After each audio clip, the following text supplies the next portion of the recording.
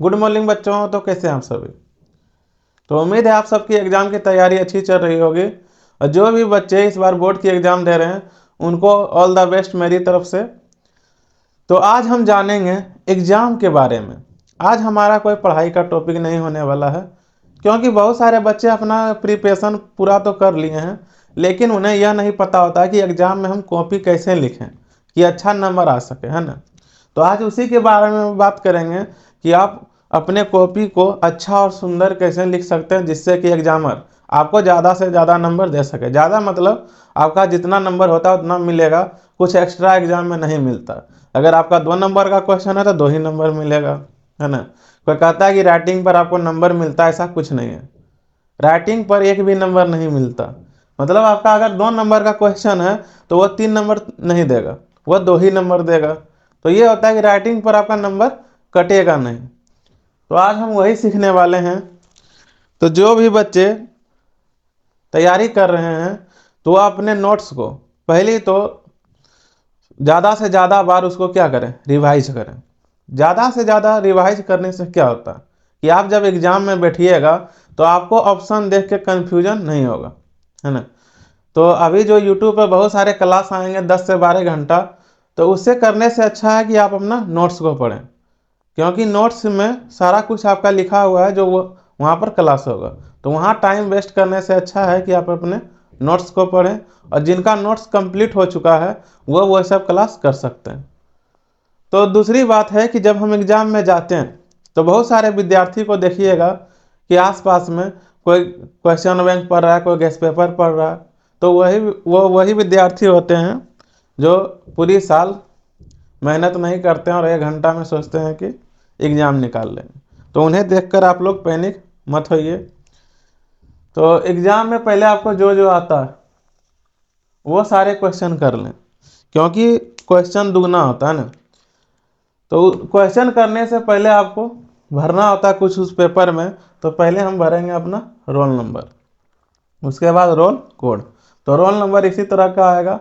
तो मान लीजिए किसी विद्यार्थी का 26 लाख करके है, तो 26 लाख कैसे लिखेंगे, इस तरह 576। अगर इस तरह तो एक एक करके लिखेंगे, एक एक अंक एक एक डब्बा में, इतना लिख लीजिएगा। उसके बाद इसको बहुत ही ध्यान से भरना होता है। अगर ये आपका गलत हो गया तो आप पूरा पेपर भी सही लिखते हैं तो आपका रिजल्ट नहीं बनेगा। तो जब आप एक एक करके पहले अंक अच्छे से ध्यान से देख के भरिए। उसके बाद देखिए इस घर में 2 कहाँ, उसके बाद 6।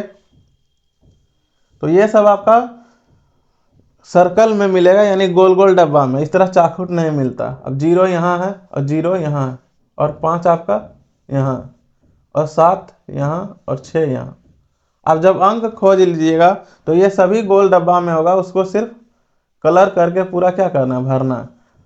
तो इस तरह भरिएगा। आप कलर कैसे करना है, तो बीच से कलर मत कीजिएगा। पहले ये साइड वाला जो है घेरा, इसको इस तरह रंगिए, फिर इसको पूरा रंग दीजिए जिससे कि अंक दिखाई ना दे।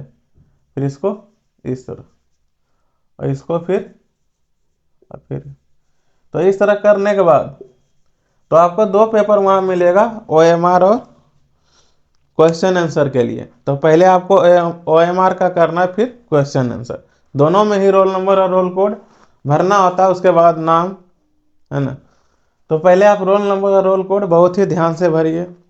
उसके बाद क्वेश्चन जो है सॉल्व करना शुरू कीजिए। अब क्वेश्चन आपका जो आता है दुगना आता है। तो अब बहुत सारे विद्यार्थी सोचते हैं, जैसे मान लीजिए कि आपका हिंदी का है, हिंदी में 50 भरना है, 100 क्वेश्चन रहता है। अब कोई सोच रहा है कि 60 अगर बना देंगे तो नंबर कटेगा, ऐसा कुछ नहीं है। अगर आप 60 बनाते हैं तो उनमें से शुरू से 50 आपका गिनती होगा। आगे आप अगर ज़्यादा बनाते हैं तो उसमें नंबर कटेगा नहीं। तो पहले आप वो सारे क्वेश्चन बनाइए जो आपको पूरी तरह से आता है। अब किसी विद्यार्थी का ज़्यादा कन्फ्यूजन क्या होता है कि किसी को 1 नंबर का क्वेश्चन आ रहा है, 2 3 नहीं आ रहा, फिर 4 आ रहा, फिर 5 6 नहीं आ रहा, फिर 5 6 नहीं आ रहा और आपको 7 आ रहा। तो विद्यार्थी बहुत बार गलती क्या करते हैं, जैसे 1 नंबर का क्वेश्चन बना रहे हैं और आपका यहाँ 1 2 नंबर लिखा रहेगा और ABCD, है ना। तो 1 नंबर का जब क्वेश्चन बनाइएगा तो वो आपका 1 2 3 इस तरह रहेगा और यहाँ ABCD 4 ऑप्शन रहेंगे ABCD, और यहाँ भी ABCD। इतना तो सब जानते हैं। अब मान लीजिए किसी विद्यार्थी को 1 नंबर का क्वेश्चन आ रहा, फिर 2 नंबर का नहीं आ रहा और 3 नंबर का आ रहा। अगर 1 का A होता है तो A भर दे रहे हैं। अब 3 का जब बनाएंगे तो 3 भरेंगे, ना कि 2 में।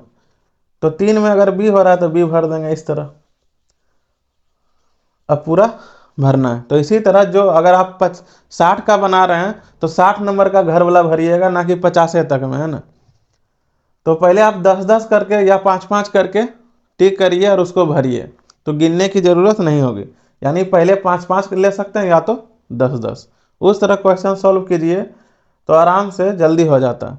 अगर मान लीजिए अगर आपका स्टार्टिंग में हार्ड क्वेश्चन देता तो घबराइएगा नहीं, अंतिम में उसका हल्का क्वेश्चन आता।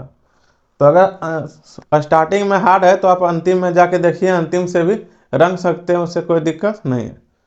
तो स्टार्टिंग से जहां आपका 50 पूरेगा वहीं तक रंगना है, उससे अगर ज़्यादा रंगते हैं तो वो आपका काउंट नहीं होता। तो ये तो हो गया कि OMR कैसे रंगना है। OMR पहले ये साइड वाला घर रंगेंगे, उसके बाद इस तरह।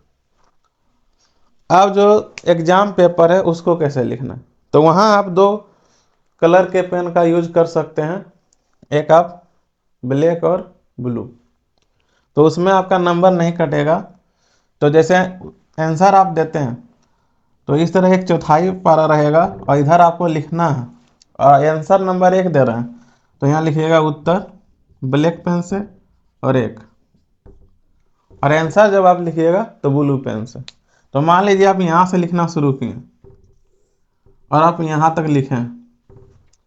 अब जब अगला को आंसर देना है आपको तो इसी के नीचे से नहीं देंगे, फिर आप 1 से 2 लाइन, कम से कम आप 2 लाइन छोड़िएगा, उसके बाद फिर लिखेंगे ब्लैक पेन से उत्तर, ताकि वहां पता चले कि यहाँ पर आपका एक क्वेश्चन का आंसर क्या हो गया खत्म और दूसरा क्या हो गया स्टार्ट।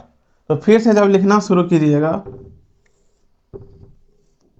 और मान लीजिए यहाँ आपका 2 लाइन छूट गया, तो कोई चाहेगा कि यहीं से लिख देंगे, और 1 लाइन आप इधर लिखें और यहाँ पर आपका पूरा आंसर नहीं आता, तो अगला पेज में जाना होगा। तो ऐसी गलती कभी मत कीजिए। एक पेपर में सिर्फ 2 से 3 आंसर लिखिए साफ साफ, जो कि पढ़ा जा सके। राइटिंग बहुत अच्छा नहीं है, फिर भी कोई दिक्कत नहीं है, सिर्फ पढ़ने अगर लायक है तो आपका नंबर नहीं कटता। यहाँ अगर 2 लाइन बचा तो इसमें आंसर नहीं लिखेंगे, तो अगला पेज पलटेंगे तो उसके नीचे आप ये लिखिएगा PTO, ताकि एग्जामिनर को पता चल सके कि यहाँ से आगे भी लिखा गया। नहीं तो वो सोचेगा यहीं तक है और आगे नहीं पलटेगा, तो उस तरह में भी आपका नंबर क्या होगा, कट जाएगा। तो आप 2 पेन का यूज एग्जाम में कर सकते हैं, ब्लू और ब्लैक। तो यहाँ तक आप समझ गए हैं। तो इसी तरह एग्जाम में कोई भी पेपर हो, इसी तरह आंसर देना है साफ साफ और ज़्यादा। अब बहुत सारे बच्चे क्या करते हैं कि एग्जाम से निकलने के बाद कहेगा कि 10 पेज 20 पेज लिखनी है, ऐसा कुछ नहीं होता।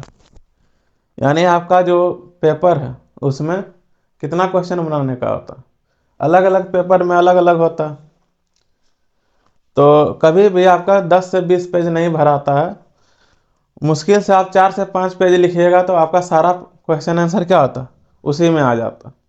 तो साफ साफ लिखिए और आपका कोई नंबर नहीं कटेगा। तो मिलते हैं नेक्स्ट टॉपिक पर।